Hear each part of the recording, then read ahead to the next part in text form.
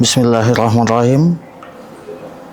Alhamdulillahirabbil alamin wassalatu wassalamu anbiya'i wal mursalin wa ala alihi washabihi ajmain. Amma ba'du. Pertama-tama marilah kita semua panjatkan puji syukur kehadirat Allah Subhanahu wa taala yang telah melimpahkan rahmat-Nya serta nikmat kepada kita semua. Kita bersyukur dapat berkumpul dalam suasana salat zuhur berjamaah di Masjid Baitul Hikmah Umri. Insyaallah kita semua diberikan keberkahan oleh Allah Subhanahu wa taala. Tak lupa pula salawat dan salam semoga tercurah kepada junjungan kita Nabi Muhammad sallallahu alaihi wasallam serta kepada keluarga dan sahabat-sahabatnya yang mulia. Allahumma sholli ala Muhammad wa ala ali Muhammad. Bergantinya tahun ini mestinya dijadikan sebagai waktu untuk melakukan muhasabah, evaluasi, introspeksi terhadap perjalanan hidup selama ini agar ke depan lebih baik lagi. Jangan sampai dengan terus berjalannya waktu kita tidak mampu mengambil hikmah dan pengalaman.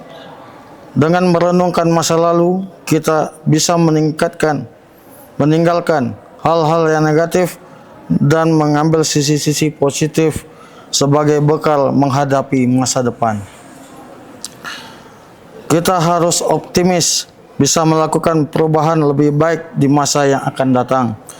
Dengan terus melakukan ikhtiar-ikhtiar terbaik, Allah mengingatkan dalam Al-Quran, wahai orang-orang yang beriman, bertakwalah kepada Allah dan hendaklah setiap orang memperhatikan apa yang telah diperbuatnya untuk hari esok.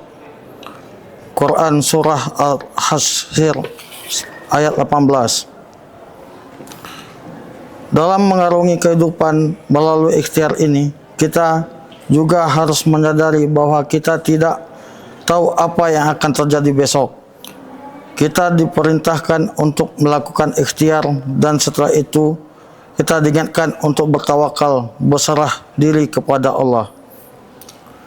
Dalam Al-Quran disebutkan, sesungguhnya Allah memiliki pengetahuan tentang hari kiamat, menurunkan hujan, dan mengetahui apa yang ada dalam rahim. Tidak ada seorang pun yang dapat mengetahui dengan pasti apa yang akan dia kerjakan besok. Begitu pula tidak ada seorang pun yang dapat mengetahui di bumi mana dia akan mati. Sesungguhnya Allah Maha mengetahui lagi Maha teliti. Quran Surah Luqman ayat 34. Dari makna yang lebih dalam, ayat ini menunjukkan kekuasaan Allah atas masa depan dan ketidaktahuan kita tentang apa yang akan terjadi esok.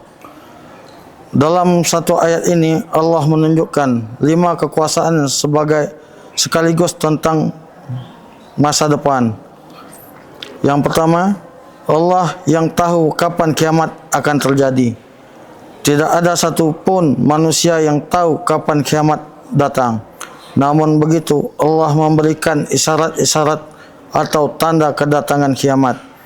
Di antara tanda-tanda kedatangan kiamat adalah keluarnya binatang melata. Hal ini sebagaimana yang disebutkan Allah dalam firman-Nya, dan yang akan mengatakan dan apabila perkataan telah jatuh atas mereka, kami keluarkan sejenis binatang melata dari bumi yang akan mengatakan kepada mereka bahwa sesungguhnya manusia dahulu tidak yakin kepada ayat-ayat kami. Quran Surah An-Naml ayat 82. Kedua, Allah lah yang mengetahui kapan hujan akan turun untuk menghidupkan bumi ini dan memberi rezeki kepada manusia untuk bekal kehidupan di dunia. Dan dialah yang menurunkan hujan sesudah mereka berputus asa dan menyabarkan rahmat-Nya. Dan dialah yang Maha Pelindung lagi Maha terpuji. Quran Surah Asy-Syura ayat 28.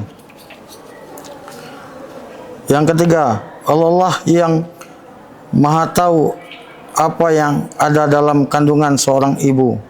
Sebagaimana Allah berfirman dalam Al-Quran Surah Al-Quran, tidak ada keraguan padanya petunjuk bagi mereka yang bertakwa, yaitu mereka yang beriman kepada yang gaib. Quran Al-Baqarah ayat 2-3. Allah berikan akal supaya manusia berfikir bagaimana proses dan untuk apa mereka diciptakan. Yang keempat, Allah lah yang tahu nasib kita di masa yang akan datang. Kita hanya berusaha dengan cara yang terbaik. Namun Allah lah yang akan menentukan hasilnya. Segala ketentuan yang terjadi di dunia ini merupakan rencana Allah Subhanahu wa taala. Tidak ada yang bisa mengubahnya kecuali hanya Dia. Yang kelima, Allah lah yang tahu kapan seorang akan mati. Tidak ada manusia yang bisa merencanakan umurnya, meninggalkan dunia di mana dan di mana dia akan dikuburkan. Namun kematian merupakan keniscayaan yang akan dihadapi oleh semua makhluk yang bernyawa. Setiap umat mempunyai ajal. Jika ajalnya tiba, mereka tidak dapat meminta atau menunda sesaat pun dan tidak dapat pula meminta percepatan. Quran surah Al-A'raf ayat 34. Untuk mengakhiri ceramah siang ini, mari kita renungi pesan Rasulullah SAW. Siapa saja yang hari ini lebih baik dari hari kemarin, maka ia tergolong orang yang beruntung. Siapa saja yang hari ini sama dengan hari kemarin, maka ia tergolong orang yang merugi. Siapa saja yang hari ini lebih buruk dari hari kemarin, maka ia orang yang dilaknat atau celaka.